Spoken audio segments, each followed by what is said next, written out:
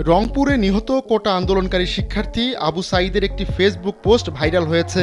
সোমবার সকালে তিনি ফেসবুকে ওই পোস্ট দিয়েছিলেন। এর একদিন পরই নিহত হন আবু সাঈদ। তিনি বেগম রোকেয়া বিশ্ববিদ্যালয়ের ইংরেজি বিভাগের 12তম ব্যাচের শিক্ষার্থী ছিলেন।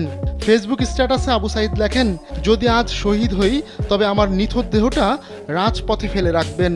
ছাত্র সমাজ যখন বিজয় মিছিল নিয়ে রুমে ফিরবে তখন আমাকেও বিজয়ী ঘোষণা করে দাফন করবেন। একজন পরাজিতের লাশ কখনো তার বাবা মা গ্রহণ করে না। ফেসবুকে আবেগঘন এমন স্ট্যাটাস দেওয়ার একদিন পরেই নিহত হয়েছেন আবু সাঈদ।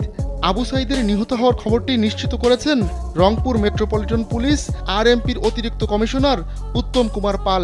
তিনি বলেন, উভয় পক্ষের সংঘর্ষে একজন নিহত হয়েছেন, তবে নিহত শিক্ষার্থী কোন পক্ষের ছিলেন তা নিশ্চিত করা যায়নি। এদিকে প্রত্যক্ষদর্শীরা জানিয়েছেন, মঙ্গলবার দুপুর 2টার দিকে রংপুর খামার মোড় থেকে শিক্ষার্থীরা বিশাল মিছিল নিয়ে বিশ্ববিদ্যালয়ের 1 নম্বর ফটকের সামনে যান। সেখানে বিভিন্ন স্লোগান দিতে থাকেন তারা। এক পর্যায়ে শিক্ষার্থীরা ক্যাম্পাসে ঢোকার চেষ্টা করলে পুলিশ বাধা দেয়। এতেই দুই পক্ষের মধ্যে সংঘর্ষ বেঁধে যায়। পুলিশ এ সময় প্রায় 200 রাউন্ড রাবার বুলেট ও টিয়ার শেল ছোড়ে। এক পর্যায়ে টিয়ার শেল লাগে আবু সাঈদের শরীরে। পরে তার মৃত্যু হয়।